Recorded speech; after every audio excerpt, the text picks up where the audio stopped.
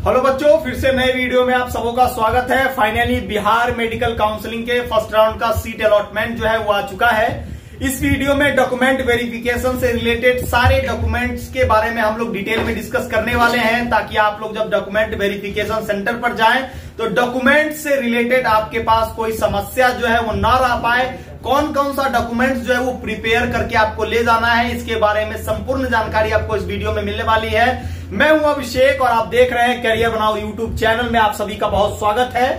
तो बच्चों, इसी के ऑफिशियल वेबसाइट पर आपको चेक स्लिप और बायोमेट्रिक फॉर्म जो है वो अवेलेबल हो चुका है। यहाँ पे देख सकते हैं चेक स्लिप और बायोमेट्रिक फॉर्म जो है वो आ चुका है। आप लोग इसका पीडीएफ जो है वो यहाँ से डाउनलोड कर सकते हैं। देख सकते हैं चेक स्लिप और biometric form of UG MAC 2024। ठीक है बच्चों, अगर इसको हम लोग ओपन करते हैं तो इसको फिलअप करने में बहुत सारे बच्चों को परेशानी आती है। तो इसको फिलअप कैसे करना है, तो ये जो इसका पहला जो पेज है, ये 4 पेज का पूरा पीडीएफ है। अगर पहला पेज हम देखें तो ये आपका जांच पर्ची है, चेक स्लिप है। ठीक है, ये जांच पर्ची है आपका बच्चों। ठीक है, ये आपका जांच पर्ची है। इसमें आपका नेम रहेगा, नीट यूजी रोल नंबर रहेगा, UG MAC ID, all India rank, आप किस कैटेगरी से आपका एडमिशन हुआ है, आपका लास्ट जो कॉलेज या स्कूल था वो कौन सा था, उसके बाद आपका पूरा डिटेल जो रहेगा वो इसमें रहेगा। ठीक है, आप अपना सिग्नेचर यहां करेंगे। उसके बाद आप जब भी डॉक्यूमेंट वेरिफिकेशन में जाएंगे उसका डेट जो रहेगा वो यहाँ पे मेंशन होगा। ठीक है बच्चों,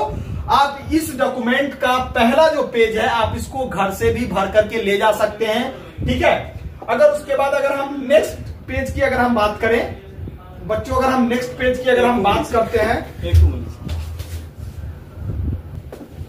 उसके बाद जो कुछ डॉक्यूमेंट का लिस्ट जो है वो यहाँ पे दिया गया है। इसके बारे में हम लोग डिटेल में वीडियो के लास्ट में जानेंगे। पहले चेक स्लिप और बायोमेट्रिक फॉर्म को अच्छे तरीके से समझ लेते हैं बच्चों। उसके बाद जो सेकंड पेज है, ये पेज जो है यहाँ कॉलेज के ऑफिशियल यूज के लिए है। आपको इसके साथ कोई छेड़छाड़ जो है वो नहीं करना है, आपको इसको फिलअप नहीं करना है। ठीक है बच्चों, ये आपको जो बीच का 2 पेज है उसको छोड़ देना है। उसके बाद आपको आ जाना है लास्ट जो पेज है, बायोमेट्रिक आइडेंटिफिकेशन रिपोर्ट। जब आप डॉक्यूमेंट वेरिफिकेशन में जाएंगे तो वहां पर सबसे पहले जो होगा आपका थंब इंप्रेशन लिया जाएगा। ठीक है, वहां पर आपका थंब इंप्रेशन लिया जाएगा। ठीक है, थंब इंप्रेशन के लिए आप यहाँ पे डेट मेंशन करेंगे जिस दिन आप काउंसलिंग के लिए जाएंगे, यूजी मैक आईडी, आप अपना नेम मेंशन करेंगे, ऑल इंडिया रैंक, नीट का roll number, NEET registration number, उसके बाद यूआर रैंक आपका कितना है, अगर आप किसी कैटेगरी से बिलोंग करते हैं तो कैटेगरी रैंक, आरसीजी रैंक। ठीक है, उसके बाद आपको यहाँ पे आधार नंबर जो है बच्चों वो मेंशन करना है। ठीक है,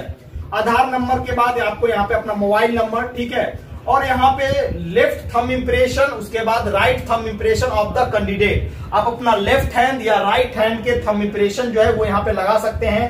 आपको अपना सिग्नेचर जो है वो यहाँ पे करना होगा।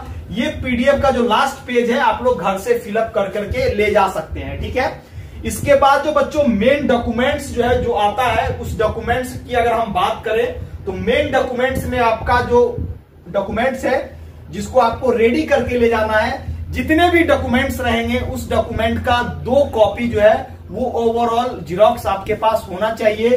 ठीक है बच्चों, तो ये हमारे पास देखिए डॉक्यूमेंट का लिस्ट जो है ये ओवरऑल डॉक्यूमेंट लिस्ट है। अगर हम बात करें जो पटना मेडिकल कॉलेज पीएमसीएच का ऑफिशियल डॉक्यूमेंट लिस्ट है। ठीक है, जिसमें कि आप देख सकते हैं पहला जो है डॉक्यूमेंट में पहला जो डॉक्यूमेंट है वो आधार कार्ड है। उसके बाद admit card of entrance exam, यानी कि नीट का एडमिट कार्ड होना चाहिए आपके पास। ठीक है, अलॉटमेंट लेटर यूजी मैक का, आपको कौन सा कॉलेज अलॉट हुआ है।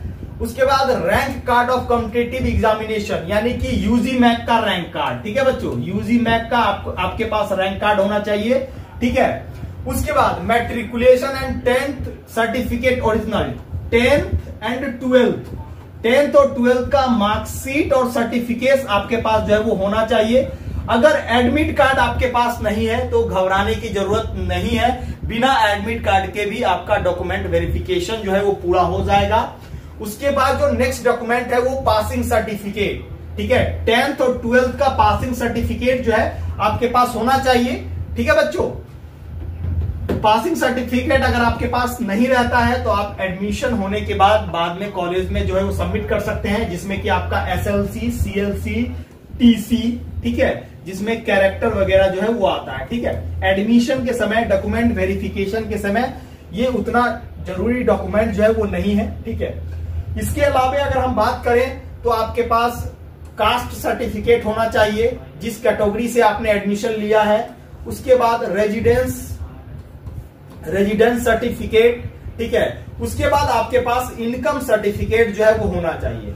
अगर जिस दिन डॉक्यूमेंट वेरिफिकेशन होता है उस दिन तक ये डॉक्यूमेंट्स जो है आपके पास पुराना भी है तो पुराने डॉक्यूमेंट से आपका काम चल जाएगा, लेकिन जो इनकम सर्टिफिकेट है, ये इनकम सर्टिफिकेट जो है ये एक साल के अंदर का होना चाहिए, ठीक है। ये अगर पुराना भी है तो नया बनवाने की जरूरत नहीं है, कास्ट और रेजिडेंस आपके पुराने से काम चल जाए। इनकम सर्टिफिकेट जो है वो आपका 1 साल के अंदर का होना चाहिए, ठीक है बच्चों। उसके बाद जो है आपका 8 से 10 पासपोर्ट साइज आपका फोटो होना चाहिए। एफिडेविट रिगार्डिंग गैप सर्टिफिकेट, बहुत सारे बच्चे ऐसे हैं जिनको कंफ्यूजन होता है गैप सर्टिफिकेट के लेकर के। तो बच्चों अगर आपका 2 साल से ईयर का गैप ज्यादा है, ठीक है, अगर यानी कि आप मान लीजिए आपने 2020 में एंट्रेंस एग्जाम दिया 12th का, ठीक है, आप एडमिशन ले रहे हो 2023 में, ठीक है, तो यानी कि 3 साल का गैप है आपके पास, तो आपको गैप सर्टिफिकेट देना है। अगर सिंपल से समझिए तो 2 साल से ऊपर का आपके पास गैप है तभी आपको गैप सर्टिफिकेट देना है। और इसको बनवाने का तरीका जो है बहुत आसान है, आप नोटरी से कोर्ट में जाकर के एफिडेविट जो है वो बनवा सकते हैं जिसकी प्राइस जो है 500 से 600 तक आता है, ठीक है। अगर उसके बाद और भी कुछ डॉक्यूमेंट्स हैं जिसके बारे में हम लोग थोड़ा सा डिस्कस कर लेते हैं, जिसमें आपको नॉर्मली अगर हम समझे, ठीक है, नॉर्मल फ्लुएंट वे में समझते हैं, जिसमें कि आपको आधार कार्ड होना चाहिए, rank card, counselling letter, provisional allotment letter, admit card, 10th marksheet, passing certificate, admit card, marksheet of 12th, passing certificate, gap period certificate, caste, resident, 2 set photo copy of all document, 10 go photo और guardian का ID proof होना चाहिए। बच्चों अगर इतना document आपके पास है तो आपका डॉक्यूमेंट वेरिफिकेशन में कोई परेशानी नहीं होने वाला है, आसानी से आपका डॉक्यूमेंट वेरिफिकेशन जो है वो कंप्लीट हो सकता है। बच्चों अभी क्या है कि फर्स्ट राउंड काउंसलिंग ही ओवर हुआ है, सेकेंड राउंड काउंसलिंग में आप लोग फिर से चॉइस फिलिंग कर सकते हैं। अगर आपका 650 के आसपास स्कोर है तो आपको रैंक बेस्ड काउंसलिंग और चॉइस फिलिंग करने की बहुत जरूरत है। अगर आपको ओवरऑल आइडिया नहीं है कि कितने रैंक पर कौन सा कॉलेज मिल सकता है, किस कॉलेज का कितना रैंक फ्लक्चुएशन है, तो आपको सीट मिलने में परेशानी हो सकती है। अगर आपको काउंसलिंग के बारे में भी कोई आइडिया नहीं है तो काउंसलिंग से रिलेटेड सारे डाउट्स जो है वो हमारी एक्सपर्ट की टीम आपका क्लियर करेगी। अगर आप हमारे एक्सपर्ट टीम के थ्रू काउंसलिंग सपोर्ट में आना चाहते हैं तो हमारे एक्सपर्ट टीम से कांटेक्ट कर सकते हैं। अगर आप वीडियो को पहली बार देख रहे हैं तो हमारे चैनल को कर ले सब्सक्राइब ताकि आने वाले हर एक वीडियो के अपडेट सबसे पहले आपको मिल सके। तब तक के लिए जय हिंद।